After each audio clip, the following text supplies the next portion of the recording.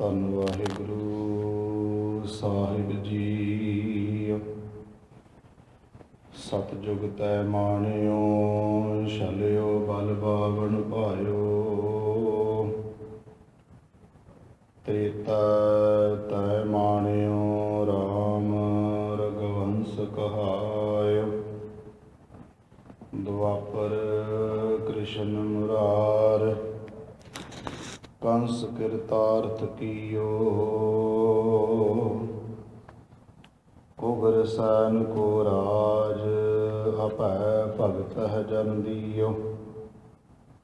ਕਲ ਜੁਗ ਪ੍ਰਮਾਨ, ਨਾਨਕ ਗੁਰ ਅੰਗਦ ਅਮਰ ਕਹਾਇਓ। ਸ੍ਰੀ ਗੁਰੂ ਰਾਜ ਅਬ ਚਲਿਆ ਟਲ, ਆਦ ਪੁਰਖ ਫਰਮਾਇਓ।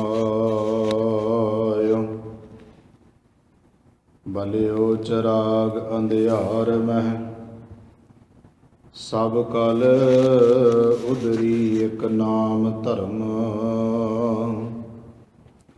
ਪ੍ਰਗਟ ਸਗਲ ਹਰ ਭਵਨ ਮਹਿ, ਜਨ ਨਾਨਕ ਗੁਰ ਪਾਰ ਬ੍ਰਹਮ।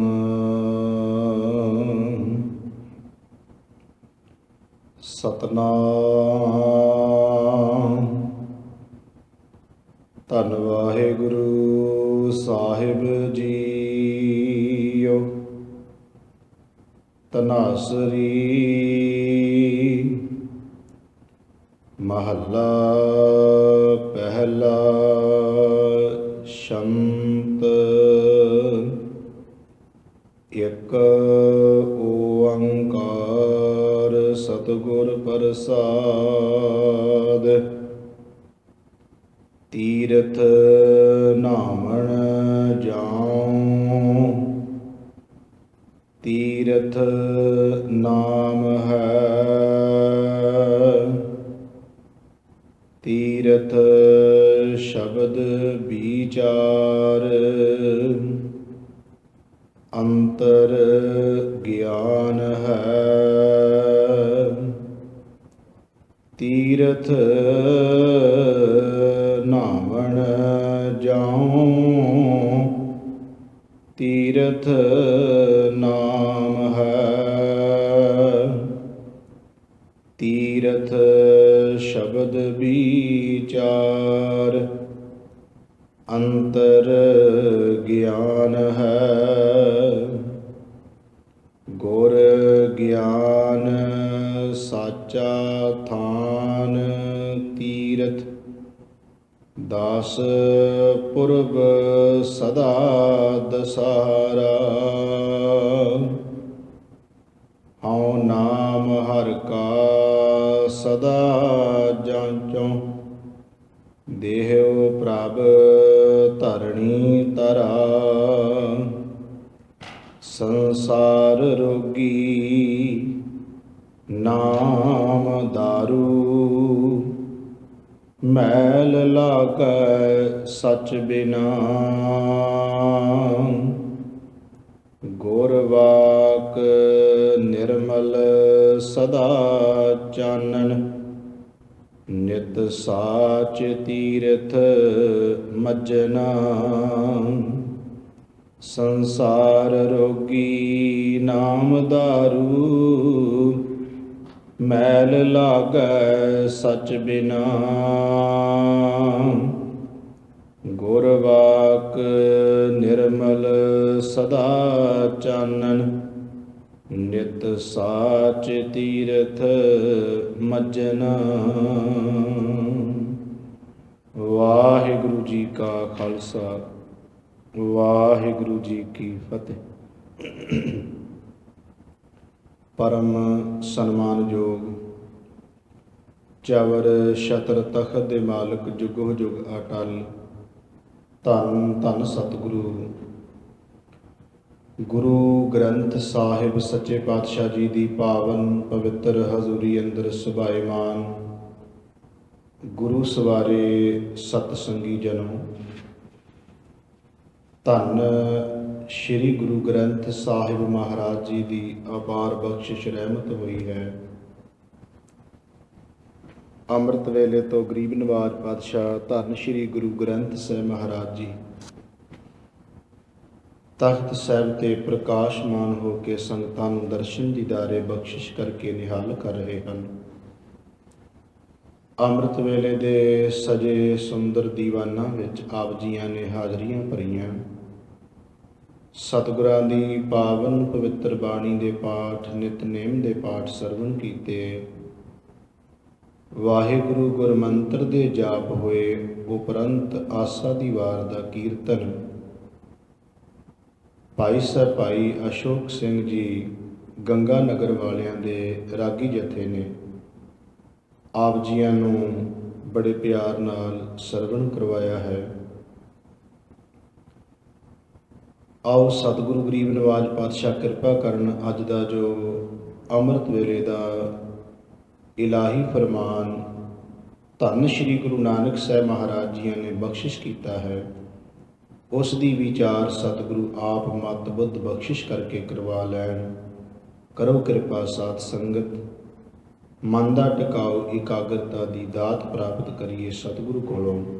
ਉਚਾਰਨ ਕਰੋ ਜੀ ਸਤਨਾਮ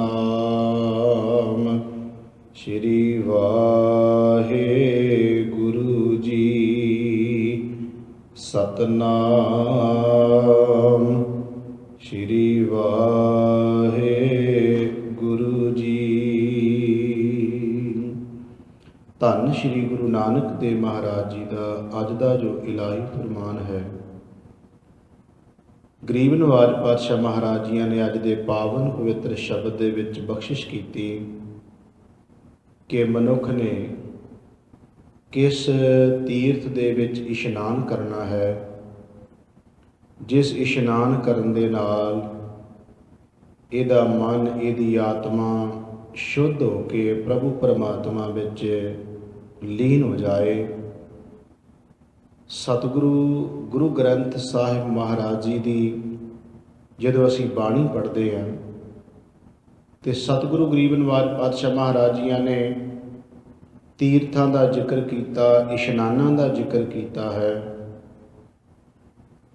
ਸਭ ਤੋਂ ਪਹਿਲਾਂ ਇਹ ਸਮਝਣਾ ਜ਼ਰੂਰੀ ਹੈ, ਇਹ ਜੋ ਤੀਰਥ ਬਣਾਏ ਗਏ ਇਹਨਾਂ ਦਾ ਪਿਛੋਕੜ ਕੀ ਹੈ। ਵਿਦਵਾਨ ਇਹ ਗੱਲ ਮੰਨਦੇ ਨੇ ਕਿ ਜਦੋਂ ਧਰਮ ਦੀ ਮਨੁੱਖ ਨੇ ਜਾਣਨ ਵਾਸਤੇ ਕੋਸ਼ਿਸ਼ ਕੀਤੀ ਹੈ ਕਿ ਧਰਮ ਕੀ ਹੈ, ਰੱਬ ਬਾਰੇ, ਪਰਮੇਸ਼ਰ ਬਾਰੇ, ਪ੍ਰਭੂ ਬਾਰੇ, ਸ੍ਰਿਸ਼ਟੀ ਬਾਰੇ ਇਹ ਕੁਝ ਜਾਣਨ ਦੀ ਕੋਸ਼ਿਸ਼ ਕੀਤੀ ਹੈ, ਤੇ ਮਨੁੱਖ ਨੇ ਸਭ ਤੋਂ ਪਹਿਲਾਂ ਜਿਹੜਾ ਟਿਕਾਣਾ ਮਿਥਿਆ, ਜਿਹੜੀ ਜਗ੍ਹਾ ਮਿਥੀ, ਉਹ ਇਹ ਮਿਥ ਲਈ ਕਿਸੇ ਤੀਰਥ ਦਾ, ਨਦੀ ਦਾ, ਦਰਿਆ ਦਾ ਕੰਢਾ। ਉਹਦੇ ਕੁਝ ਕਾਰਨ ਸਨ। ਇੱਕ ਕਾਰਨ ਉਹਦਾ ਇਹ ਸੀ ਕਿ ਪਾਣੀ ਦੇ ਨੇੜੇ ਰਹਿਣਾ, ਕਿਉਂਕਿ ਅੱਜ ਵਰਗੇ ਸਾਧਨ ਨਹੀਂ ਸਨ ਵੀ ਹਰ ਜਗ੍ਹਾ 'ਤੇ ਹੀ ਪਾਣੀ। ਇਸ਼ਨਾਨ ਕਰਨ ਵਾਸਤੇ ਦਰਿਆ, ਨਦੀਆਂ, ਸਮੁੰਦਰ ਆਦਿਕ ਇਹੀ ਸਾਧਨ ਹੁੰਦੇ ਸਨ। ਬਹੁਤ ਪੁਰਾਤਨ ਸਮੇਂ ਦੀ ਗੱਲ ਆਪਾਂ ਕਰ ਰਹੇ ਹਾਂ। ਮਨੁੱਖ ਨੇ ਫਿਰ ਤੀਰਥਾਂ ਦੇ ਕੰਢਿਆਂ ਦੇ ਉੱਤੇ ਜਾ ਕੇ ਇੱਕ ਤਾਂ ਇਸ਼ਨਾਨ ਦਾ ਸਾਧਨ, ਦੂਜਾ ਪਾਣੀ ਪੀਣ ਵਾਸਤੇ, ਕਿਉਂਕਿ ਸਭ ਤੋਂ ਸਤਿਗੁਰੂ ਮਹਾਰਾਜ ਜੀ ਕਹਿੰਦੇ ਨੇ ਮਨੁੱਖ ਬਾਕੀ ਚੀਜ਼ ਵਾਸਤੇ ਤਾਂ ਹੋ ਸਕਦਾ ਕੁਝ ਦਿਨ ਕੱਢ ਜਾਵੇ, ਪਰ ਪਾਣੀ ਤੋਂ ਬਿਨਾਂ ਬੰਦਾ ਜੀਵਨ ਨਹੀਂ ਨਿਕਲ ਸਕਦਾ। ਪਹਿਲਾਂ ਪਾਣੀ ਜੀਓ ਹੈ, ਜਿਤ ਹਰਿਆ ਸਭ ਕੋਏ। ਪਾਣੀ ਮਨੁੱਖ ਦਾ ਜੀਵਨ ਹੈ। ਇਸੇ ਕਰਕੇ ਬਾਣੀ ਵਿੱਚ ਪਾਣੀ ਨੂੰ ਮਹਾਨ ਵੀ ਕਿਹਾ ਗਿਆ ਹੈ। ਪਵਨ ਗੁਰੂ, ਪਾਣੀ ਪਿਤਾ ਕਿਹਾ ਗਿਆ ਹੈ। ਸਤਿਗੁਰੂ ਮਹਾਰਾਜ ਜੀ ਕਹਿੰਦੇ ਪਿਤਾ ਦੀ ਤਰ੍ਹਾਂ, ਭਾਵ ਇੱਕ ਪੱਖ ਅਸੀਂ ਇਹ ਵੀ ਲੈਣਾ ਹੈ। ਸੋ ਪਾਣੀ ਦਾ ਵਿਰੋਧ ਵੀ ਨਹੀਂ ਹੈ, ਪਰ ਪਾਣੀ ਦੇ ਨਾਲ ਜੁੜਨਾ ਵੀ ਨਹੀਂ ਹੈ। ਦੋਨੋਂ ਗੱਲਾਂ ਸਮਝਣੀਆਂ ਅੱਜ ਆਪਾਂ। ਉਹਨਾਂ ਜਿਹੜੇ ਧਾਰਮਿਕ ਲੋਕ ਸਨ, ਜਿਹਦੇ ਵਿੱਚ ਕਹਿ ਸਕਦੇ ਹੋ ਕਿ ਜਿਨ੍ਹਾਂ ਨੂੰ ਮੁੜ ਕੇ ਬਾਅਦ ਵਿੱਚ ਕਿਸੇ ਨੇ ਜੋਗੀ ਕਹਿਤਾ, ਕਿਸੇ ਨੇ ਸਿੱਧ ਕਹਿਤਾ, ਕਿਸੇ ਨੇ ਪੀਰ ਕਹਿਤਾ, ਕਿਸੇ ਨੇ ਦੇਵਤਾ ਕਹਿਤਾ, ਕੁਝ ਵੀ ਨਾਂ ਦਿੱਤੇ ਗਏ। ਉਹਨਾਂ ਤੀਰਥਾਂ ਦੇ ਕੰਢਿਆਂ 'ਤੇ ਜਾ ਕੇ ਇਸ਼ਨਾਨ ਕਰਨਾ। ਇਸ਼ਨਾਨ ਕਰਨ ਤੋਂ ਬਾਅਦ ਉੱਥੇ ਹੀ ਬੈਠ ਕੇ ਉਹਨਾਂ ਨੇ ਭਜਨ ਬੰਦਗੀ ਸ਼ੁਰੂ ਕਰ ਲਿਆ। ਹੁਣ ਭਜਨ ਬੰਦਗੀ ਕਰਦਿਆਂ ਕਰਦਿਆਂ ਪਾਣੀ ਦੀਆਂ ਲਹਿਰਾਂ, ਉਹਨਾਂ ਦੇ ਨਾਲ ਕੀ ਹੁੰਦਾ ਹੈ ਕਿ ਕੁਦਰਤੀ ਗੱਲ ਹੈ ਕਿ ਜਦੋਂ ਵਗਦੇ ਹੋਏ ਦਰਿਆ ਸਮੁੰਦਰ ਦੀਆਂ ਲਹਿਰਾਂ ਉੱਥੇ ਬੈਠਿਆ ਹੋਇਆਂ ਬੰਦੇ ਨੂੰ ਇੱਕ ਤਾਂ ਕਾਇਨਾਤ ਵੱਲੇ ਉਹਦੀ ਪਰਮਾਤਮਾ ਦੀ ਰਚੀ ਹੋਈ ਜਿਹੜੀ ਇਹ ਸਾਰੀ ਕੁਦਰਤ ਹੈ, ਇਹਨੂੰ ਵੇਖ ਵੇਖ ਕੇ ਕਈ ਤਰ੍ਹਾਂ ਦੇ ਅੰਦਰ ਪ੍ਰਭੂ ਪਰਮਾਤਮਾ ਦੇ ਨਾਲ ਮਿਲਣ ਦੇ ਚਾਅ ਪੈਦਾ ਹੁੰਦੇ ਨੇ। ਭਾਈ ਵੀਰ ਸਿੰਘ ਉਹਨਾਂ ਨੇ ਪਾਣੀ ਤੋਂ ਬਹੁਤ ਸਿੱਖਿਆਵਾਂ ਲੈ ਕੇ ਸਾਨੂੰ ਸਮਝਾਇਆ ਕਿ ਪਾਣੀ ਦੇ ਵਿੱਚ ਵੀ ਬਹੁਤ ਕੁਝ ਸਿੱਖਿਆ ਜਾ ਸਕਦਾ। ਖੈਰ ਹੌਲੀ ਹੌਲੀ ਉਹ ਜਿਹੜੇ ਜੀਵ ਭਜਨ ਬੰਦਗੀ ਕਰਨ ਵਾਲੇ ਸਨ ਉਹ ਤਾਂ ਭਜਨ ਬੰਦਗੀ ਕਰਕੇ ਤੁਰੇ ਗਏ, ਪਰ ਉਹਨਾਂ ਤੋਂ ਬਾਅਦ ਵਿੱਚ ਹੌਲੀ ਹੌਲੀ ਹੋਇਆ ਕਿ ਇਸ ਚੀਜ਼ ਨੂੰ ਇੱਕ ਕਰਮ ਕਾਂਡ ਬਣਾ ਦਿੱਤਾ ਗਿਆ। ਕਰਮ ਕਾਂਡ ਕਿਵੇਂ? ਜਿਹੜੇ ਚਲਾਕ ਦਿਮਾਗ ਲੋਕ ਸਨ, ਚਲਾਕ ਦਿਮਾਗ ਜਿਹਨੂੰ ਅਸੀਂ ਬ੍ਰਾਹਮਣ ਬਿਰਤੀ ਕਹਿੰਦੇ ਹਾਂ, ਪੰਡਿਤ ਬਿਰਤੀ ਕਹਿੰਦੇ ਹਾਂ, ਉਹਨਾਂ ਲੋਕਾਂ ਨੇ ਦਿਮਾਗ ਦੀ ਇੱਕ ਕਾਢ ਕੱਢ ਲਈ। ਕਾਢ ਕੀ? ਕਿ ਜਿਹੜਿਆਂ ਕੰਢਿਆਂ 'ਤੇ ਬੈਠ ਕੇ ਭਜਨ ਬੰਦਗੀ ਵਾਲੇ ਭਜਨ ਬੰਦਗੀ ਕਰਦੇ ਸਨ, ਲੋਕਾਂ ਨੇ ਉਸ ਜਗ੍ਹਾ ਨੂੰ ਇਹ ਕਹਿ ਦਿੱਤਾ ਇਹ ਜਗ੍ਹਾ ਬੜੀ ਪਵਿੱਤਰ ਹੈ, ਇਹ ਪਾਣੀ ਬੜਾ ਪਵਿੱਤਰ ਹੋ ਗਿਆ, ਇਹ ਗੰਗਾ ਪਵਿੱਤਰ ਹੋ ਗਈ, ਇਹ ਦਰਿਆ ਪਵਿੱਤਰ ਹੋ ਗਈ, ਇਹ ਨਹਿਰਾਂ ਪਵਿੱਤਰ ਹੋ ਗਈਆਂ। ਪਵਿੱਤਰਤਾ ਦਾ ਨਾਂ ਦੇ ਕੇ ਲੋਕਾਂ ਨੂੰ ਉਸ ਕੰਢਿਆਂ ਨੂੰ ਜਗ੍ਹਾ ਨੂੰ ਹੌਲੀ ਹੌਲੀ ਕਹਿ ਲਓ ਕਿ ਆਬਾਦੀਆਂ ਉੱਥੇ ਵਧਣ ਲੱਗ ਪਈਆਂ। 2-4 ਘਰ ਪੈ ਗਏ, ਹੋਰ ਪੈ ਗਏ, ਸ਼ਹਿਰ ਵਸਣੇ ਸ਼ੁਰੂ ਹੋ ਗਏ। ਇਹਦੇ ਤੋਂ ਇਹ ਜਿਹੜਾ ਚਲਾਕ ਦਿਮਾਗ ਸੀ ਉਹਨੇ ਇਹ ਕਾਢ ਕੱਢ ਲਈ ਵੀ ਕਿਉਂ ਨਾ ਹੋ ਸਕੇ ਇੱਕ ਤਾਂ ਲੋਕਾਂ ਨੂੰ ਢੰਗ ਤਰੀਕਾ ਸੌਖਾ ਦੱਸ ਦਈਏ ਵੀ ਪਾਣੀ ਦੇ ਇਸ਼ਨਾਨ ਨਾਲ ਸਭ ਕੁਝ ਮਿਲ ਜਾਂਦਾ ਹੈ। ਦੂਜੀ ਗੱਲ, ਲੋਕਾਂ ਨੂੰ ਕਰਨਾ ਕੁਝ ਨਾ ਪਏਗਾ, ਲੋਕਾਂ ਵਾਸਤੇ ਇਹ ਸਹੂਲਤ ਬਣ ਗਈ, ਸੌਖਾ ਕੰਮ ਵੀ ਪਾਣੀ ਦੇ ਇਸ਼ਨਾਨ ਨਾਲ ਸਾਰਾ ਕੁਝ ਮਿਲ ਗਿਆ। ਤੇ ਜਿਹੜੇ ਪੁਜਾਰੀ ਸ਼੍ਰੇਣੀ ਸੀ ਉਹਨਾਂ ਦਾ ਰੋਟੀ ਪਾਣੀ ਚੱਲ ਪਿਆ। ਇੱਥੋਂ ਫਿਰ ਇਹ ਜਿਹੜੇ ਕਰਮ ਕਾਂਡ ਜਿਹੜੇ ਤੀਰਥਾਂ ਦੇ ਸ਼ੁਰੂ ਹੋਏ ਨੇ, ਪਹਿਲਾਂ ਇਹਦੀ ਸ਼ੁਰੂਆਤ ਗਲਤ ਨਹੀਂ ਸੀ। ਕੋਈ ਵੀ ਚੀਜ਼ ਜਦੋਂ ਸ਼ੁਰੂਆਤ ਹੁੰਦੀ ਹੈ ਉਹਦਾ ਸ਼ੁਰੂਆਤੀ ਉਹਦੀ ਗਲਤ ਨਹੀਂ ਹੁੰਦੀ, ਹੌਲੀ ਹੌਲੀ ਉਹਦੇ ਵਿੱਚ ਗਿਰਾਵਟਾਂ ਆ ਜਾਂਦੀਆਂ ਨੇ। ਉਦੋਂ ਤੋਂ ਲੈ ਕੇ ਅੱਜ ਤੱਕ ਤੁਸੀਂ ਇਹ ਕੁਝ ਦੇਖ ਸਕਦੇ ਹੋ ਕਿ ਧਾਰਮਿਕ ਸਥਾਨਾਂ ਦੀ ਗੱਲ ਗੁਰਬਾਣੀ ਵਿੱਚ ਲਿਖੀ ਹੈ। ਮੇਰੇ ਸਾਹਿਬ ਕਹਿੰਦੇ ਧਾਰਮਿਕ ਸਥਾਨ ਜਿਹੜੇ ਕੰਮ ਵਾਸਤੇ ਬਣਾਏ ਸੀ, ਜਦੋਂ ਉਹਦੇ ਵਿੱਚ ਲੋਕ ਭ੍ਰਿਸ਼ਟ ਹੋ ਜਾਣ ਤੇ ਧਾਰਮਿਕ ਸਥਾਨ ਨੂੰ ਤਾਂ ਹੀ ਉੱਥੇ ਰਹਿਣ ਵਾਲੇ ਲੋਕ ਭ੍ਰਿਸ਼ਟ ਹੁੰਦੇ ਨੇ, ਨਾ ਕਿ ਧਾਰਮਿਕ ਅਸਥਾਨ ਭ੍ਰਿਸ਼ਟ ਨਹੀਂ ਹੁੰਦਾ। ਜਿਵੇਂ ਸਾਹਿਬ ਦੇ ਬਚਨ ਨੇ, ਕਾਲ ਨਾਹੀ ਜੋਗ ਨਾ ਹੀ ਸਤ ਕਾ ਢੱਬ, ਥਾਂ ਨਸ਼ਟ ਭ੍ਰਸ਼ਟ ਹੋਏ। ਥਾਂ ਨਸ਼ਟ ਦਾ ਅਰਥ ਹੈ ਉਹ ਜਗ੍ਹਾ ਜਿੱਥੇ ਬੈਠ ਕੇ ਰੱਬ ਦੀ ਬੰਦਗੀ ਕੀਤੀ ਜਾਂਦੀ ਹੈ। ਥਾਂ ਨਸ਼ਟ ਭ੍ਰਿਸ਼ਟ ਹੋਏ ਡੂਬਤਾ ਇਵ ਜਗ, ਕਹਿ ਲਗੇ ਉੱਥੇ ਰਹਿਣ ਵਾਲੇ ਲੋਕ ਭ੍ਰਿਸ਼ਟ ਹੋ ਗਏ ਤਾਂ ਜਗ੍ਹਾ ਭ੍ਰਿਸ਼ਟੀ ਗਈ। ਵੈਸੇ ਉਹ ਜਗ੍ਹਾ ਨੂੰ ਕੁਝ ਨਹੀਂ ਹੋਇਆ, ਰਹਿਣ ਵਾਲੇ ਲੋਕਾਂ ਨੇ ਉਹਨੂੰ ਅਸਲ 'ਚ ਭ੍ਰਿਸ਼ਟ ਕਰ ਦਿੱਤਾ, ਉੱਥੇ ਰਹਿਣ ਵਾਲੇ ਭ੍ਰਿਸ਼ਟੇ ਗਏ। ਜਿਹੜੀ ਬੇਨਤੀ ਕਰਨ ਲੱਗੇ ਆ, ਸਤਿਗੁਰੂ ਮਹਾਰਾਜ ਨੇ ਜਦੋਂ ਸਾਰਾ ਕੁਝ ਤੱਕਿਆ, ਇਹਨਾਂ ਤੀਰਥਾਂ ਦੇ ਕੰਢਿਆਂ 'ਤੇ ਜਾ ਕੇ ਦੇਖਿਆ, ਮੇਰੇ ਸਾਹਿਬ ਜੀ ਕਹਿੰਦੇ ਅਸਲ ਵਿੱਚ ਜਿਨ੍ਹਾਂ ਨੇ ਸ਼ੁਰੂਆਤ ਕੀਤੀ ਸੀ ਉਹਨਾਂ ਦੇ ਪਿੱਛੇ ਕਾਰਨ ਕੁਝ ਹੋਰ ਸੀ, ਪਰ ਅੱਜ ਤੇ ਕੇਵਲ ਇੱਥੇ ਪਖੰਡੀ ਬਣ ਕੇ ਰਹਿ ਗਿਆ। ਇੱਥੋਂ ਫਿਰ 1 2 3 ਤੀਰਥ ਨਿਕਲਦਿਆਂ ਬ੍ਰਾਹਮਣ ਨੇ ਫਿਰ 68 ਦੀ ਗਿਣਤੀ ਦੇ ਦਿੱਤੀ ਵੀ 68 ਤੀਰਥਾਂ ਦਾ ਬੜਾ ਵੱਡਾ ਮਹਾਤਮ ਲਿਖ ਦਿੱਤਾ ਗਿਆ। ਉਹਦੇ ਵਿੱਚ ਇਹ ਕਹਿ ਦਿੱਤਾ ਗਿਆ ਕਿ ਦੇਖੋ ਜੀ, ਇਹ ਜਿਹੜੀਆਂ ਪੂਰਨਮਾਸ਼ੀਆਂ, ਸੰਗਰਾਂਦਾਂ, ਮੱਸਿਆ, ਐਤਵਾਰ ਦਾ ਚਾਨਣਾ, ਸੂਰਜ ਗ੍ਰਹਿਣ, ਚੰਦਰ ਗ੍ਰਹਿਣ, ਇਕਾਦਸ਼ੀ, ਦੁਆਦਸ਼ੀ, ਇਹ ਸਾਰਾ ਕੁਝ ਬ੍ਰਾਹਮਣ ਨੇ ਜੋੜ ਕੇ ਲੋਕਾਂ ਨੂੰ ਇੱਕ ਪਾਣੀ ਦੇ ਨਾਲ ਹੀ ਕੇਵਲ ਸੀਮਤ ਕਰਕੇ ਰੱਖ ਦਿੱਤਾ ਵੀ ਜੇ ਤੁਸੀਂ ਆਓਗੇ ਨਾ ਗੰਗਾ ਤੇ ਕੰਢਿਆਂ 'ਤੇ, ਇੱਥੇ ਆ ਕੇ ਇਸ਼ਨਾਨ ਕਰੋਗੇ, ਬ੍ਰਾਹਮਣ ਨੂੰ ਆ ਕੇ ਦਾਨ ਦਿਓਗੇ, ਤੁਹਾਡੇ ਦਿੱਤੇ ਦਾਨ ਨਾਲ ਤੇ ਗੰਗਾ ਵਿੱਚ ਕੀਤੇ ਇਸ਼ਨਾਨ ਨਾਲ ਜਿੰਨੇ ਤੁਸੀਂ ਪਾਪ ਕੀਤੇ ਤੁਹਾਡੇ ਸਾਰੇ ਦੇ ਸਾਰੇ ਗੰਗਾ ਮਈਆ ਨੇ ਧੋ ਦੇਣੇ। ਹੁਣ ਪਹਿਲਾਂ ਸ਼ੁਰੂਆਤ ਇਹਦੀ ਵੇਖੋ ਕਿਵੇਂ ਹੋਈ ਕਿ ਜਿਹੜੇ ਬੰਦਗੀ ਕਰਨ ਵਾਲੇ ਸੀ ਕੰਢਿਆਂ 'ਤੇ ਬੈਠ ਕੇ, ਉਹਨਾਂ ਨੇ ਤੇ ਪਾਣੀ ਦੀ ਉੱਥੇ ਮਹਾਨਤਾ ਨਹੀਂ ਵੇਖੀ ਵੀ ਪਾਣੀ ਨੂੰ ਪਵਿੱਤਰ ਕਿਹਾ। ਉਹਨਾਂ ਬੰਦਗੀ ਕੀਤੀ, ਅਸਲ ਪਾਣੀ ਦਾ ਆਸਰਾ ਜ਼ਰੂਰ ਲਿਆ ਹੈ ਛਕਣ ਵਾਸਤੇ, ਚਾਹੇ ਆਪਣੇ ਤਨ ਦੇ ਇਸ਼ਨਾਨ ਵਾਸਤੇ, ਪਰ ਹੌਲੀ ਹੌਲੀ ਇਹ ਕਰਮਕਾਂਡ ਬਣ ਗਿਆ। ਜਦੋਂ ਸਤਿਗੁਰੂ ਮਹਾਰਾਜ ਜੀ ਜਾਂਦੇ ਨੇ ਇਹਨਾਂ ਤੀਰਥਾਂ 'ਤੇ ਜਾ ਕੇ ਸਾਰਾ ਕੁਝ ਭਰਮਣ ਕਰਕੇ ਦੇਖਦੇ ਨੇ, ਮੇਰੇ ਸਾਹਿਬ ਨੇ ਕਹੇ ਤੇ ਕਹਾਣੀ ਕੁਝ ਹੋਰ ਹੀ ਬਣ ਗਈ ਹੈ। ਉਸ ਤੋਂ ਪਹਿਲਾਂ ਜੇ ਮੈਂ ਕਹਿ ਲਵਾਂ ਕਿ ਭਗਤਾਂ ਨੇ ਵੀ ਜਦੋਂ ਇਹ ਚੀਜ਼ ਨੂੰ ਤੱਕਿਆ ਹੈ ਤੇ ਖੁਦ ਕਬੀਰ ਸਾਹਿਬ ਨੇ ਵੀ ਕਹਿ ਦਿੱਤਾ, ਕਹਿ ਲਗੇ ਭਾਈ ਤੁਸੀਂ ਕੇਵਲ ਤੀਰਥਾਂ ਨੂੰ ਹੀ ਸਾਰਾ ਕੁਝ ਮਹਾਨ ਬਣ ਕੇ ਬੈਠ ਗਏ ਹੋ, ਇਸ ਪਾਣੀ ਨੂੰ ਹੀ ਸਾਰਾ ਕੁਝ ਤੁਸੀਂ ਮਹਾਨ ਮੰਨ ਲਿਆ, ਪਾਣੀ ਦੇ ਇਸ਼ਨਾਨ ਨੂੰ ਤੁਸੀਂ ਪਵਿੱਤਰਤਾ ਮੰਨ ਕੇ ਬੈਠ ਗਏ ਵੀ ਸੁੱਚਮ ਇਹਦੇ ਵਿੱਚ ਹੀ ਹੈ ਸਾਰੀ। ਤੇ ਫਿਰ ਭਗਤ ਕਬੀਰ ਸਾਹਿਬ ਨੇ ਇੱਕ ਚੋਟ ਮਾਰੀ ਮਨੁੱਖ ਨੂੰ, ਕਹਿਣ ਲੱਗੇ ਜੇ ਕੇਵਲ ਤੀਰਥ ਦਾ ਇਸ਼ਨਾਨ ਹੀ ਸਾਰਾ ਕੁਝ ਹੈ, ਤੀਰਥ ਵਿੱਚ ਲਾਈ ਹੋਈ ਟੁੱਬੀ ਹੀ ਸਾਰਾ ਕੁਝ ਹੈ, ਇਹੀ ਸਾਡੇ ਜੀਵਨ ਨੂੰ ਬਦਲਦੀ ਹੈ, ਫਿਰ ਕਬੀਰ ਸਾਹਿਬ ਜੀ ਕਹਿੰਦੇ ਪਾਣੀ ਵਿੱਚ ਤਾਂ ਟੁੱਬੀਆਂ ਡੱਡੂ ਪਤਾ ਨਹੀਂ ਕਿੰਨੀਆਂ ਕੁ ਮਾਰਦਾ ਹੈ, ਉਹਦਾ ਜੀਵਨ ਕਿਉਂ ਨਹੀਂ ਬਦਲਿਆ। ਫਿਰ ਉੱਥੇ ਭਗਤ ਕਬੀਰ ਸਾਹਿਬ ਜੀ ਨੇ ਚੋਟ ਕੀਤੀ, ਕਹਿਣ ਲੱਗੇ ਜਲ ਕੇ ਮੱਜਣ ਦਾ ਮਤਲਬ ਹੈ ਇਸ਼ਨਾਨ, टुब्बी मारनी। जल के मज्जन जे गत होवै, गत का मतलब अवस्था, जे पानी का इशनान साडी अवस्था बनाउंदा होवे ते जल के मज्जन जे गत होवै, नित नित मेंढक नहावै। मेंढक कहते ने डड्डू नूं, जैसे मेंढक तैसे ओए नर, फिर जूनी आवे। कबीर साहब जी कहते फिर जिहो जिहा डड्डू है उहो जिहा ही वो बंदा जिहड़ा केवल पानी नूं सारा कुछ मन के बैठ गया है कि ਇਹਦੇ ਇਸ਼ਨਾਨ ਨਾਲ ਮੇਰੇ ਅੰਦਰ ਦੇ ਕੋਈ ਜੀਵਨ ਬਦਲ ਜਾਏਗਾ। ਕਹਿੰਦੇ ਨਹੀਂ ਭਾਈ, ਇਹਦੇ ਤੋਂ ਤਾਂ ਸੇਧ ਇਹ ਲੈਣੀ ਸੀ ਕਿ ਪਾਣੀ ਨੇ ਸਾਡੇ ਬਾਹਰੀ ਤਨ ਨੂੰ ਸਾਫ਼ ਕੀਤਾ ਹੈ। ਅੱਗੋਂ ਇਹ ਸਿੱਖਿਆ ਲੈਣੀ ਸੀ ਵੀ ਜਿਸ ਤਰ੍ਹਾਂ ਪਾਣੀ ਨੇ ਤਨ ਧੋ ਦਿੱਤਾ ਹੈ, ਇਸ ਤਰ੍ਹਾਂ ਪ੍ਰਭੂ ਦੇ ਨਾਮ ਨੇ ਸਾਡਾ ਮਨ ਧੋ ਦੇਣਾ। ਇਹ ਸਿੱਖਿਆ ਲੈਣੀ ਸੀ। ਹੁਣ ਵੇਖੋ, ਅਸੀਂ ਗੁਰੂ ਘਰਾਂ ਵਿੱਚ ਸਾਧ ਸੰਗਤ ਜਾਂਦੇ ਹਾਂ, ਗੁਰੂ ਘਰਾਂ ਵਿੱਚ ਤੀਰਥ ਬਣਾਏ ਨੇ, ਸਰੋਵਰ ਬਣਾਏ ਨੇ। ਉਹ ਸਰੋਵਰ ਸਾਨੂੰ ਇੱਕ ਸਿੱਖਿਆ ਦਿੰਦੇ ਨੇ। ਕੀ ਸਿੱਖਿਆ? ਇਹ ਸਿੱਖਿਆ ਦਿੰਦੇ ਨੇ ਭਾਈ, ਆ ਜਦੋਂ ਤੂੰ ਸਰੋਵਰ ਵਿੱਚ ਟੁੱਬੀ ਮਾਰੇਗਾ, ਤੈਨੂੰ ਇੱਕ ਗੱਲ ਦੀ ਸਮਝ ਆਉਣੀ ਹੈ। ਸਰੋਵਰ ਵਿੱਚ ਮਾਰੀ ਹੋਈ ਟੁੱਬੀ ਕੀਤਾ ਇਸ਼ਨਾਨ, ਤੇਰੇ ਤਨ ਦੀ ਸਾਰੀ ਮੈਲ ਲਾ ਗਿਆ। ਹੁਣ ਅੰਦਰ ਜਾ ਕੇ ਗੁਰੂ ਦਰਬਾਰ ਵਿੱਚ ਆਪਣੇ ਗੁਰੂ ਦੇ ਕੋਲੋਂ ਨਾਮ ਬਾਣੀ ਦੀ ਵਰਖਾ, ਨਾਮ ਬਾਣੀ ਦਾ ਦਾਤ ਲੈ ਕੇ ਉਸ ਸਰੋਵਰ ਦੇ ਵਿੱਚ ਇਸ਼ਨਾਨ ਅੰਦਰ ਵਾਲੇ ਵਿੱਚ ਜਾ ਕੇ ਕਰ, ਤਾਂ ਕਿ ਤੇਰੇ ਮਨ ਦੀ ਮੈਲ ਗੁਰੂ ਦੀ ਬਾਣੀ ਨਾਲ ਲੈ ਜਾਵੇ। ਮੇਰੇ ਸਾਹਿਬ ਨੇ ਉਦਾਹਰਨ ਦੇ ਕੇ ਜਪਜੀ ਸਾਹਿਬ ਦੇ ਵਿੱਚ ਗੱਲ ਕਲੀਅਰ ਕੀਤੀ ਹੈ ਕਿ ਭਰੀਏ ਹੱਥ ਪੈਰ ਤਨ ਦੇਹ, ਪਾਣੀ ਧੋਤਾ ਉਤਰ ਸਖੇ, ਮੂਤ ਪਲੀਤੀ ਕੱਪੜ ਹੋਏ ਦੇ, ਸਾਬੂਨ ਲਈਏ ਉਹ ਧੋਏ, ਭਰੀਏ ਮਤ ਪਾਪਾਂ ਕੈ ਸੰਗ, ਧੋਪੈ ਨਾਵੇਂ ਕੈ ਰੰਗ। ਗੁਰੂ ਸਾਹਿਬ ਨੇ ਕਲੀਅਰ ਕਰ ਦਿੱਤਾ ਕਿ ਭਾਈ ਜਿਸ ਤਰ੍ਹਾਂ ਇਸ ਪਾਣੀ ਨਾਲ ਅਸੀਂ ਆਪਣੇ ਤਨ ਨੂੰ ਸਾਫ਼ ਕਰਦੇ ਹਾਂ, ਬਾਣੀ ਨਾਲ ਮਨ ਦੀ ਸਫਾਈ ਕਰੀਏ। ਖੈਰ, ਜਿਹੜੀ ਬੇਨਤੀ ਕਰ ਰਿਹਾ ਸੀ, ਗੁਰੂ ਨਾਨਕ ਦੇਵ ਮਹਾਰਾਜ ਜੀ ਨੇ ਭਰਮਣ ਕੀਤਾ, ਇਹਨਾਂ ਤੀਰਥਾਂ ਤੇ ਗਏ। ਜਦੋਂ ਜਾ ਕੇ ਲੋਕਾਂ ਦੀ ਹਾਲਤ ਵੇਖੀ, ਮੇਰੇ ਸਾਹਿਬ ਨੇ ਕਿਹਾ ਤੀਰਥਾਂ ਤੇ ਕੇਵਲ ਪਖੰਡ ਰਚਿਆ ਗਿਆ ਹੈ। ਇੱਥੇ ਬੈਠਾ ਪੁਜਾਰੀ ਜਿਹੜਾ ਹੈ ਲੋਕਾਂ ਨੂੰ ਗੁੰਮਰਾਹ ਕਰਦਾ ਪਿਆ ਹੈ। ਫਿਰ ਸਾਹਿਬ ਨੇ ਉੱਥੇ ਬਚਨ ਕਹੇ। ਸਤਿਗੁਰੂ ਮਹਾਰਾਜ ਜੀ ਕਹਿੰਦੇ, ਐ ਲੋਕੋ, ਇਹਨਾਂ ਦੇ ਮਗਰ ਨਾ ਲੱਗਿਓ ਜਿਹੜੇ ਤੁਹਾਨੂੰ ਇਹ ਕਹਿੰਦੇ ਆ ਵੀ ਸਾਲ ਬਾਅਦ ਆ ਕੇ ਤੀਰਥ ਵਿੱਚ ਮਾਰੋ ਟੁੱਬੀਆਂ ਤੇ ਤੁਹਾਡੇ ਪਾਪ ਲੈ ਜਾਣਗੇ। ਮੇਰੇ ਸਾਹਿਬ ਨੇ ਕਿਹਾ ਤੁਸੀਂ ਜ਼ਿਆਦੇ ਕੁਕਰਮੀ ਹੋ ਜਾਵੋਗੇ, ਜ਼ਿਆਦੇ ਪਾਪੀ ਹੋ ਜਾਵੋਗੇ, ਪਹਿਲਿਆਂ ਨਾਲੋਂ ਵੱਧ ਜ਼ਿਆਦੇ ਗੁਨਾਹ ਕਰੋਗੇ, ਕਿ ਤੁਹਾਡੇ ਅੰਦਰ ਇੱਕ ਭਰਮ ਬੈਠ ਗਿਆ ਕਿ ਤੀਰਥ ਦਾ ਇਸ਼ਨਾਨ ਸਾਡੇ ਅੰਦਰ ਦੇ ਪਾਪਾਂ ਨੂੰ ਧੋ ਦਿੰਦਾ। ਮੇਰੇ ਸਾਹਿਬ ਨੇ ਕਿਹਾ ਜਿਹਦੇ ਅੰਦਰ ਇਹ ਭਰਮ ਪੈ ਜਾਵੇ ਉਹ ਬੰਦਾ ਜ਼ਿਆਦੇ ਗੁਨਾਹ ਕਰੇਗਾ। ਉੱਥੇ ਸ਼ਬਦ ਕਿਹਾ ਮੇਰੇ ਸਾਹਿਬ ਜੀ ਨੇ, ਪਾਪ ਕਰੈਂ ਪੰਚਾਂ ਕੇ ਬਸ ਰੇ। ਬਸ ਦਾ ਮਤਲਬ ਵਸ ਰਹਿ ਕੇ।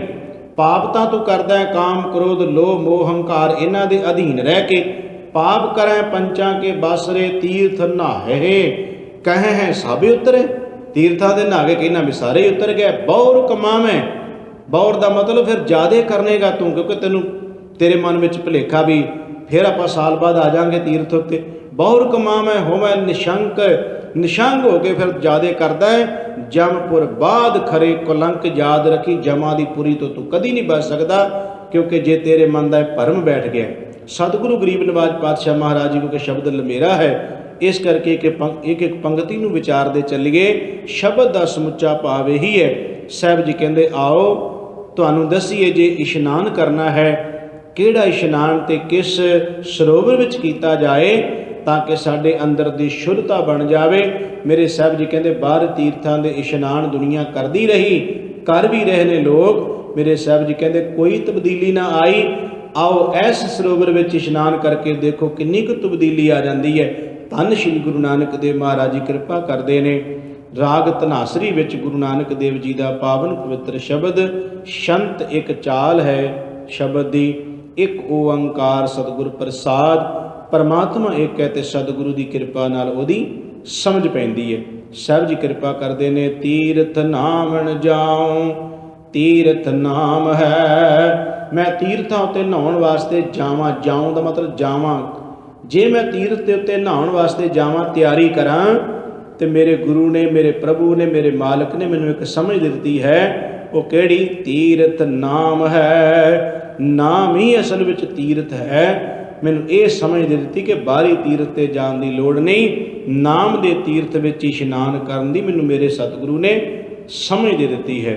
ਤੀਰਥ ਸ਼ਬਦ ਵਿਚਾਰ ਅੰਤਰ ਗਿਆਨ ਹੈ। ਗੁਰੂ ਦੇ ਸ਼ਬਦ ਦੀ ਵਿਚਾਰ ਕਰਨੀ, ਗੁਰੂ ਕੋਲੋਂ ਗਿਆਨ ਪ੍ਰਾਪਤ ਕਰਨਾ, ਗੁਰੂ ਕੋਲੋਂ ਗਿਆਨ ਹਾਸਲ ਕਰਨਾ। ਸਾਹਿਬ ਜੀ ਕਹਿੰਦੇ ਨੇ ਇਹੀ ਸਭ ਤੋਂ ਵੱਡਾ ਅਸਲ ਤੀਰਥ ਦਾ ਇਸ਼ਨਾਨ ਹੈ। ਗੁਰ ਗਿਆਨ ਸਾਚਾ ਥਾਨ ਤੀਰਥ। ਗੁਰੂ ਦਾ ਗਿਆਨ ਜਿਹੜਾ ਗੁਰੂ ਦਾ ਗਿਆਨ ਭਾਵ ਕਿ ਉਹ ਗਿਆਨ, ਉਹ ਬੁੱਧ ਵਿਵੇਕ ਜਿਹੜੀ ਮਿਲ ਜਾਂਦੀ, ਜਿਹਦੇ ਨਾਲ ਇਹ ਸਮਝ ਆ ਜਾਂਦੀ ਹੈ ਕਿ ਮੈਂ ਕਿਸ ਤੀਰਥ ਵਿੱਚ ਇਸ਼ਨਾਨ ਕਰਨਾ, ਉਹ ਗਿਆਨ, ਉਹ ਸਮਝ ਸਾਹਿਬ ਜੀ ਕਹਿੰਦੇ ਨੇ ਸੱਚੇ ਪ੍ਰਭੂ ਦੇ ਕੋਲੋਂ, ਸੱਚੇ ਮਾਲਕ ਕੋਲੋਂ ਮਿਲ ਗਈ। ਉਹੀ ਅਸਲ ਵਿੱਚ ਸੱਚਾ ਥਾਨ, ਸੱਚੀ ਜਗ੍ਹਾ ਬਣ ਗਈ, ਹਿਰਦਾ ਰੂਪੀ ਘਰ। ਸਾਹਿਬ ਜੀ ਕਹਿੰਦੇ ਨੇ 10 ਪੁਰਬ ਸਦਾ ਦਸਾਰਾ। ਮੇਰੇ ਵਾਸਤੇ ਜਿਹੜਾ ਉਹ ਮੰਨਿਆ ਜਾਂਦਾ ਸੀ ਨਾ ਹਿੰਦੂ ਧਰਮ ਦੇ ਮੁਤਾਬਕ ਕਿ 10 ਪੁਰਬ 10 ਇਸ਼ਨਾਨ, ਦਸਾਰਾ ਦਾ ਮਤਲਬ ਹੈ ਕਿ ਜਿਸ ਦਿਨ ਗੰਗਾ ਦਾ ਕਹਿੰਦੇ ਜਨਮ ਹੋਇਆ, ਬ੍ਰਾਹਮਣ ਦੀ ਆਪਣੀ ਕੱਢੀ ਹੋਈ ਕਾਢ ਹੈ, ਉਸ ਦਿਨ ਨੂੰ ਮੰਨਿਆ ਜਾਂਦਾ ਸੀ, ਉਹਨੂੰ ਦਸਹਰਾ ਕਿਹਾ ਜਾਂਦਾ ਸੀ। ਗੰਗਾ ਦਾ ਜਿਸ ਦਿਨ ਜਨਮ ਹੋਇਆ, ਕਹਿੰਦੇ ਉਸ ਦਿਨ ਜਾ ਕੇ ਇਸ਼ਨਾਨ ਕਰਨ ਨਾਲ ਮਨੁੱਖ ਦੇ 10 ਪਾਪ ਖਤਮ ਹੋ ਗਏ। ਉਹ 10 ਪਾਪ ਵੀ ਵੱਖ-ਵੱਖ ਜਿਹੜਾ ਲਿਖੇ ਹੋਏ ਨੇ, ਜਿਵੇਂ ਅਹਿੰਸਾ, ਚੋਰੀ, ਝੂਠ ਬੋਲਣਾ, ਬੁਰਾ ਸੋਚਣਾ, ਬੁਰਾ ਚਿਤਵਣਾ, ਇਹ ਸਾਰਾ ਕੁਝ ਆਦਿਕ ਜਿਹੜਾ ਸੀ ਬ੍ਰਾਹਮਣ ਨੇ ਇਹ ਸਾਰੇ ਕੁਝ 10 ਗਿਣ ਕੇ ਬਣਾਏ। ਸਤਿਗੁਰੂ ਮਹਾਰਾਜ ਜੀ ਕਹਿੰਦੇ ਮੈਨੂੰ ਉਹਨਾਂ ਦੀ ਗਿਣਤੀ ਕਰਨ ਦੀ ਲੋੜ ਹੀ ਨਹੀਂ। 10 ਪਾਪ ਮੇਰੇ ਸਾਹਿਬ ਕਹਿੰਦੇ ਪਾਪਾਂ ਦੀ ਗਿਣਤੀ ਕੌਣ, ਜਿਹੜੇ ਗੁਨਾਹ ਅਸੀਂ ਕਰਦੇ ਗਿਣਤੀ ਥੋੜ੍ਹਾ ਉਹਦੀ ਹੈ। ਉਹਦੇ ਬਾਰੇ ਤਾਂ ਸਾਹਿਬ ਜੀ ਕਹਿੰਦੇ ਨੇ ਕਿ ਇੰਨੇ ਕੁ ਜ਼ਿਆਦਾ ਨੇ ਕਿ ਜੇਤਾ ਸਮੁੰਦ ਸਾਗਰ ਨੀਰ ਭਰਿਆ ਜਿੰਨੇ ਨੇ, ਇਸ ਕਰਕੇ ਗਿਣਤੀ ਉਹਦੀ ਕੌਣ ਕਰ ਸਕਦਾ। ਕਿੰਨੇ ਕੁ ਅਸੀਂ ਛਿਨ ਪਲ ਵਿੱਚ ਕਿੰਨੇ ਕੁ ਗੁਨਾਹ ਕਰ ਜਾਂਦੇ ਆ। ਸਾਹਿਬ ਜੀ ਕਹਿੰਦੇ ਨੇ ਮੇਰੇ ਵਾਸਤੇ ਗੁਰੂ ਦਾ ਗਿਆਨ, ਸੱਚਾ ਥਾਨ, ਇਹੋ ਮੇਰੇ ਵਾਸਤੇ ਸਭ ਤੋਂ ਵੱਡਾ ਇਸ਼ਨਾਨ ਹੈ। ਮੇਰੇ 10 ਪੁਰਬਾਂ ਦਾ ਇਸ਼ਨਾਨ ਇਹਦੇ ਵਿੱਚ ਹੋ ਗਿਆ। ਭਾਵ ਮੇਰੇ ਸਾਰੇ ਪਾਪ ਗੁਰੂ ਦੇ ਸ਼ਬਦ ਰੂਪੀ ਤੀਰਥ ਵਿੱਚ ਇਸ਼ਨਾਨ ਕਰਨ ਨਾਲ ਕੱਟੇ ਜਾਂਦੇ ਨੇ। ਸਾਨੂੰ ਸਮਝਾ ਰਹੇ ਨੇ ਗੁਰੂ ਸਾਹਿਬ ਜੀ ਕਿ ਅੰਦਰ ਦੇ ਪਾਪ ਗੁਨਾਹ ਨਾਮ ਦੇ ਸਰੋਵਰ ਵਿੱਚ ਕੱਟੇ ਜਾਣੇ, ਨਾ ਕਿ ਬਾਹਰੀ ਤੀਰਥ ਦੇ ਇਸ਼ਨਾਨ ਵਿੱਚ। ਹਉ ਨਾਮ ਹਰ ਕਾ ਸਦਾ ਜਾਂਚੋਂ, ਦੇਹ ਪ੍ਰਭ ਧਰਨੀ ਧਰਾ। ਮੈਂ ਤਾਂ ਜਾਂਚੋਂ ਦਾ ਮਤਲਬ ਹੁੰਦਾ ਮੰਗਣਾ। ਹੇ ਵਾਹਿਗੁਰੂ ਮੈਂ ਤਾਂ ਤੇਰਾ ਸਦਾ ਹੀ ਨਾਮ, ਸਦਾ ਰਹਿਣ ਵਾਲੇ ਤੇਰੇ ਨਾਮ ਨੂੰ ਮੰਗਦਾ। ਇਹ ਧਰਤੀ ਦੇ ਮਾਲਕ, ਇਹ ਜੀਵਾਂ ਦੀ ਸੰਭਾਲ ਕਰਨ ਵਾਲੇ ਪ੍ਰਭੂ ਤੂੰ ਮੈਨੂੰ ਆਪਣਾ ਨਾਮ ਬਖਸ਼। ਸੰਸਾਰ ਰੋਗੀ ਨਾਮ ਦਾਰੂ, ਮੈਲ ਲਾਗੈ ਸੱਚ ਬਿਨਾ। ਸਾਹਿਬ ਜੀ ਕਹਿੰਦੇ ਸਾਰਾ ਸੰਸਾਰ ਰੋਗੀ ਹੈ, ਤੇ ਇਸ ਰੋਗ ਨੂੰ ਮਿਟਾਉਣ ਵਾਸਤੇ ਲੋਕਾਂ ਨੇ ਜਿਹੜਾ ਢੰਗ ਤਰੀਕਾ ਅਪਣਾਇਆ ਉਹ ਠੀਕ ਨਹੀਂ। ਸਾਹਿਬ ਜੀ ਕਹਿੰਦੇ ਢੰਗ ਇਹ ਅਪਣਾਉਣਾ ਚਾਹੀਦਾ, ਜੇ ਸੰਸਾਰ ਰੋਗੀ ਹੈ ਤੇ ਉਸ ਰੋਗ ਦਾ ਇਲਾਜ ਕਿੱਥੋਂ ਹੈ? ਨਾਮ ਦਾਰੂ। ਕਹਿੰਦੇ ਨਾਮ ਹੀ ਅਸਲ ਵਿੱਚ ਅੰਦਰ ਦੇ ਰੋਗਾਂ ਦਾ ਇਲਾਜ ਕਰੇਗਾ।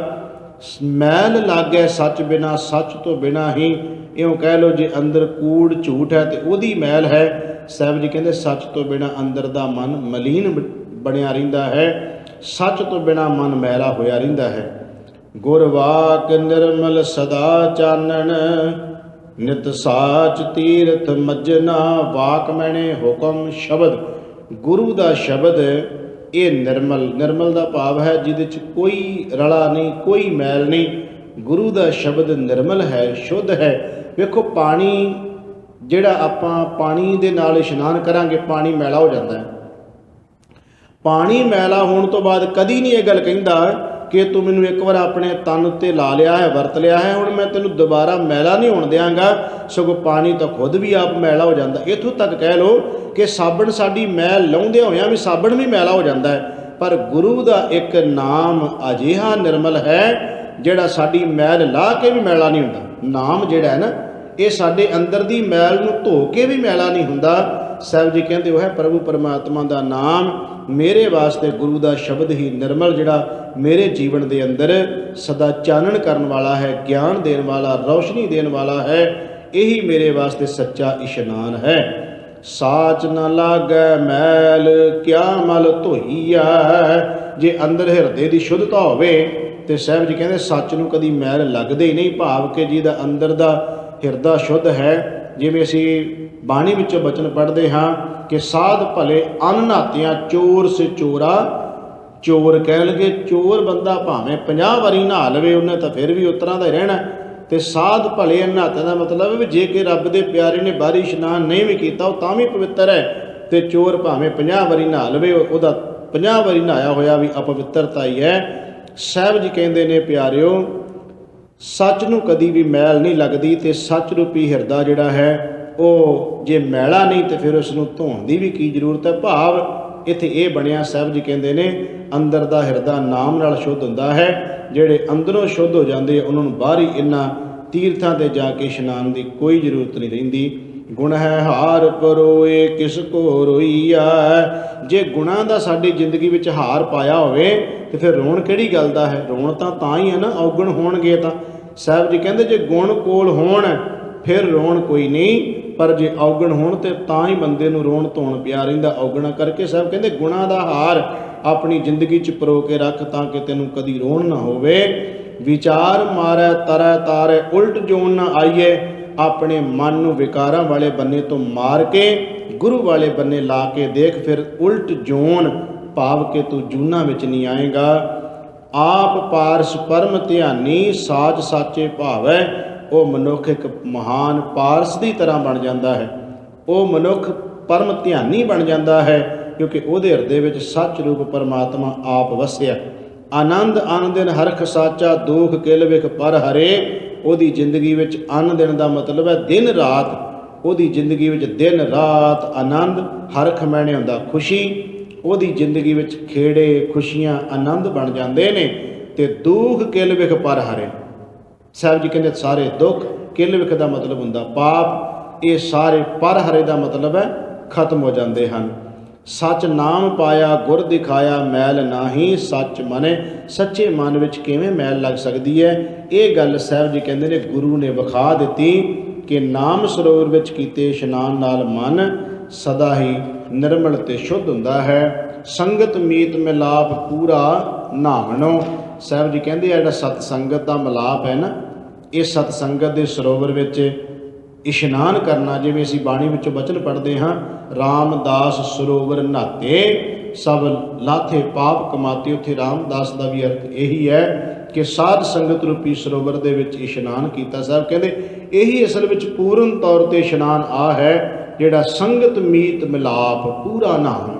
ਇਹ ਹੈ ਪੂਰਨ ਤੌਰ 'ਤੇ ਇਸ਼ਨਾਨ ਜਿਹੜਾ ਸੰਗਤ ਵਿੱਚ ਆ ਕੇ ਨਾਮ ਦੇ ਸਰੋਵਰ ਵਿੱਚ ਜੀਵ ਕਰਦਾ ਹੈ। ਗਾਵੈ ਗਾਵਣ ਹਾਰ ਸ਼ਬਦ ਸੁਹਾਵਣੋ, ਕਿਉਂਕਿ ਉੱਥੇ ਆ ਕੇ ਹਰੀ ਪਰਮਾਤਮਾ ਦੇ ਗੁਣਾਂ ਨੂੰ ਗਾਉਂਦਾ ਹੈ ਤੇ ਫਿਰ ਸੁਹਾਵਣ ਦਾ ਮਤਲਬ ਸੋਹਣਾ ਲੱਗਦਾ ਹੈ। ਜਦੋਂ ਆ ਕੇ ਜੀਵ ਸਤ ਸੰਗਤ ਵਿੱਚ ਬੈਠ ਕੇ ਹਰੀ ਦੀ ਕੀਰਤੀ ਕਰੇ ਉਦੋਂ ਸ਼ੋਭਾ ਪਾਉਂਦਾ ਹੈ, ਮਾਨ ਪਾਉਂਦਾ, ਵਡਿਆਈ ਪਾਉਂਦਾ, ਸੋਹਣਾ ਲੱਗਦਾ ਹੈ। ਸਾਹਿਬ ਕਹਿੰਦੇ ਸਲਾਹੇ ਸਾਚੇ ਮਨ ਸਤਿਗੁਰ। ਐ ਮੇਰੇ ਮਨ ਸੱਚੇ ਸਤਿਗੁਰੂ ਦੀ ਸਿਫਤ ਸਲਾਹ ਕਰ। ਇਹਦੇ ਬਦਲੇ ਵਿੱਚ ਕੀ ਮਿਲੇਗਾ? ਪੁੰਨ ਦਾਨ ਦਇਆ ਮਤੇ। ਤੇਰੀ ਮਤ ਦੇ ਵਿੱਚੋਂ ਚੰਗੇ ਗੁਣ ਪ੍ਰਗਟ ਹੋਣਗੇ, ਤੇਰੀ ਮਤ ਵਿੱਚੋਂ ਸ਼ੁਭ ਗੁਣ ਪ੍ਰਗਟ ਹੋਣਗੇ ਜੇ ਤੂੰ ਗੁਰੂ ਦੀ ਸਿਫਤ ਸਲਾਹ ਕਰੇ। ਪੇਰ ਸੰਗ ਭਾਵੈ ਸਹਿਜ ਨਾਵੈ ਬੇਨੀ ਤਾਂ ਸੰਗਮ ਸਤ ਸਤੇ। ਮੇਰੇ ਵਾਸਤੇ ਤ੍ਰੈ ਬੈਣੀ ਦਾ, ਤਿੰਨਾਂ ਨਦੀਆਂ ਦਾ ਇੱਕ ਜਗ੍ਹਾ 'ਤੇ ਇਕੱਤਰ ਹੋਣਾ। ਮੇਰੇ ਸਾਹਿਬ ਕਹਿੰਦੇ ਗੰਗਾ ਜਮਨਾ ਗੋਦਾਵਰੀ, ਮੈਨੂੰ ਉਹਨਾਂ 'ਤੇ ਜਾਣ ਦੀ ਲੋੜ ਨਹੀਂ। ਮੇਰੇ ਗੁਰੂ ਨੇ ਕਿਰਪਾ ਕਰਕੇ ਇਹਨਾਂ ਦਾ ਇਸ਼ਨਾਨ ਨਦੀਆਂ ਦਾ ਮੇਰੇ ਹਿਰਦੇ ਰੂਪੀ ਘਰ ਵਿੱਚ ਹੀ ਕਰਵਾ ਦਿੱਤਾ। ਮੈਨੂੰ ਉੱਥੇ ਜਾਣ ਦੀ ਲੋੜ ਨਹੀਂ ਪਈ। ਮੇਰਾ ਉਹਨਾਂ ਨਦੀਆਂ 'ਤੇ ਸਮਝ ਲਓ ਵੀ ਇਸ਼ਨਾਨ ਹੋ ਗਿਆ। ਜਦੋਂ ਮੇਰੇ ਜੀਵਨ ਵਿੱਚ ਸਹਿਜ ਆ ਗਿਆ, ਜਦੋਂ ਮੈਨੂੰ ਪਿਰ ਮੈਨੇ ਪਤੀ ਮੈਨੇ ਪਰਮਾਤਮਾ, ਜਦੋਂ ਮੇਰਾ ਮਾਲਕ ਮੈਨੂੰ ਮਿਲ ਗਿਆ ਤੇ ਮੇਰੇ ਵਾਸਤੇ ਇਹ ਤਿੰਨਾਂ ਨਦੀਆਂ ਦਾ ਵੀ ਇਸ਼ਨਾਨ ਹੋ ਗਿਆ। ਆਰਾਧ ਏਕ ਓੰਕਾਰ ਸਾਚਾ ਨਿਤ ਦੇ ਚੜ੍ਹੇ ਸਵਾਇਆ। ਐ ਜੀਵ ਜੇ ਇੱਕ ਓੰਕਾਰ ਪਰਮਾਤਮਾ ਸੱਚੇ ਦਾ ਤੂੰ ਆਰਾਧਨ ਕਰੇ ਤੇ ਫਿਰ ਵੇਖ ਤੇਰੀ ਜ਼ਿੰਦਗੀ ਵਿੱਚ ਦਿਨ ਚੜ੍ਹੇ ਸਵਾਇਆ ਦਾ ਮਤਲਬ ਹੈ ਵੇਖ ਤੇਰੀ ਜ਼ਿੰਦਗੀ ਵਿੱਚ ਦਿਨੋਂ ਦਿਨ ਕਿਵੇਂ ਨਾਮ ਰੰਗ ਲਿਆਵੇਗਾ, ਕਿਵੇਂ ਤੇਰੇ ਹਿਰਦੇ ਦੀ ਪਵਿੱਤਰਤਾ ਹੋਵੇਗੀ, ਕਿਵੇਂ ਫਿਰ ਤੇਰਾ ਜਿਹੜਾ ਇਹ ਰੂਪ ਰੰਗ ਹੈ ਨਾਮ ਦੇ ਨਾਲ ਖਿੜਿਆ ਰਹਿਣ ਵਾਲਾ, ਇਹ ਕਿਸ ਤਰ੍ਹਾਂ ਤੇਰੇ 'ਤੇ ਪਰਮਾਤਮਾ ਦੇ ਨਾਮ ਦਾ ਰੰਗ ਚੜ੍ਹੇਗਾ। ਤੂੰ ਇੱਕ ਪਰਮਾਤਮਾ ਦੀ ਆਰਾਧਨਾ ਕਰ। ਗਤ ਸੰਗ ਮੀਤਾ ਸੰਤ ਸੰਗਤ। ਐ ਭਾਈ ਸਤ ਸੰਗਤ ਵਿੱਚ ਜਾਣ ਨਾਲ ਉੱਚੀ ਅਵਸਥਾ ਦੇ ਮਾਲਕ ਬਣ ਜਾਈਦਾ ਹੈ। ਕਰ ਨਦਰ ਮੇਲ ਮਿਲਾਇਆ, ਕਿਉਂਕਿ ਉੱਥੇ ਪ੍ਰਭੂ ਪਰਮਾਤਮਾ ਦੀ ਨਿਗਾਹ ਦੇ ਪਾਤਰ ਬਣ ਜਾਈਦਾ ਹੈ। ਉਹਦੀ ਨਦਰ ਵਰਤਦੀ ਹੈ ਸੰਗਤ ਵਿੱਚ। ਕਹਿਣ ਕਹੈ ਸਭ ਕੋਏ ਕੇਵਡ ਆਖੀਏ। ਕਹਿਣ ਨੂੰ ਤਾਂ ਸਾਰੇ ਹੀ ਪਰਮਾਤਮਾ ਬਾਰੇ ਕਹੀ ਜਾਂਦੇ ਨੇ, ਪਰ ਸਾਹਿਬ ਜੀ ਕਹਿੰਦੇ ਉਹ ਕਿਸ ਤਰ੍ਹਾਂ ਦਾ ਹੈ, ਕਿੱਡਾ ਵੱਡਾ ਹੈ, ਕੀ ਕਰ ਰਿਹਾ ਹੈ, ਇਹਦੇ ਬਾਰੇ ਕੋਈ ਪੂਰਨ ਤੌਰ 'ਤੇ ਤਾਂ ਬਿਆਨ ਨਹੀਂ ਕਰ ਸਕਦਾ। ਹਾਂ, ਜਿੰਨੀ ਕਿਸੇ ਨੂੰ ਸਮਝ ਹੈ ਓਨੀ ਉਹ ਰੱਬ ਦੇ ਬਾਰੇ ਜ਼ਰੂਰ ਕਹਿ ਰਿਹਾ ਉਸ ਪਰਮਾਤਮਾ ਨੂੰ ਕਿ ਬਹੁਤ ਵੱਡਾ ਹੈ, ਬਹੁਤ ਵੱਡਾ ਹੈ। ਸਾਹਿਬ ਜੀ ਕਹਿੰਦੇ ਕਿੱਡਾ ਕੁ ਵੱਡਾ ਹੈ ਉਹਦੇ ਬਾਰੇ ਕੋਈ ਨਹੀਂ ਜਾਣ ਸਕਦਾ। ਹਉ ਮੂਰਖ ਨੀਚ ਅਜਾਣ ਸਮਝਾਂ ਸਾਖੀਏ। ਮੈਂ ਅਜਾਨ ਬੇਸਮਝ, ਸਤਿਗੁਰੂ ਆਪਣੇ ਤੇ ਲੈ ਕੇ ਕਹਿ ਰਹੇ ਨੇ ਮੈਂ ਅਜਾਨ ਹਾਂ, ਬੇਸਮਝ ਹਾਂ, ਮੂਰਖ ਹਾਂ, ਪਰ ਇਹ ਕਿਸ ਤਰ੍ਹਾਂ ਮੈਨੂੰ ਸਮਝ ਲੱਗੇ ਪਰਮਾਤਮਾ ਦੇ ਬਾਰੇ, ਸਮਝਾਂ ਸਾਖੀਏ। ਗੁਰੂ ਦੀ ਸਿੱਖਿਆ ਰਾਹੀਂ ਮੈਨੂੰ ਉਹਦੇ ਬਾਰੇ, ਪਰਮਾਤਮਾ ਬਾਰੇ ਸਮਝ ਆ ਸਕਦੀ ਹੈ। ਸੱਚ ਗੁਰ ਕੀ ਸਾਖੀ ਅੰਮ੍ਰਿਤ ਪਾਖੀ, ਤਿਤ ਮਨ ਮਾਨਿਆ। ਮੇਰਾ ਗੁਰੂ ਦੀ ਸੱਚੀ ਸਿੱਖਿਆ ਉਹ ਅੰਮ੍ਰਿਤ ਵਰਗੀ ਮੈਨੂੰ ਲੱਗਦੀ ਹੈ। ਜਦੋਂ ਗੁਰੂ ਨੇ ਬਚਨ ਕਹੇ ਉਹਦੇ ਬਚਨ ਮੈਨੂੰ ਅੰਮ੍ਰਿਤ ਵਰਗੇ ਲੱਗੇ। ਸਾਹਿਬ ਜੀ ਕਹਿੰਦੇ ਨੇ ਤਿਤ ਮਨ ਮਾਨਿਆ, ਮੇਰਾ ਮਨ ਮੰਨ ਗਿਆ ਉਸ ਪਰਮਾਤਮਾ ਦੇ ਨਾਲ। ਕੂਚ ਕਰੈ ਆਵੈ ਬਿਖ ਲਾਦੇ, ਸ਼ਬਦ ਸੱਚੇ ਗੁਰ ਮੇਰਾ।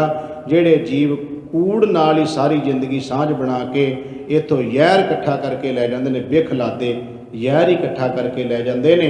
ਸਾਹਿਬ ਜੀ ਕਹਿੰਦੇ ਨੇ ਉਹਨਾਂ ਦਾ ਭਲਾ ਕਿੱਥੋਂ ਹੋਵੇਗਾ।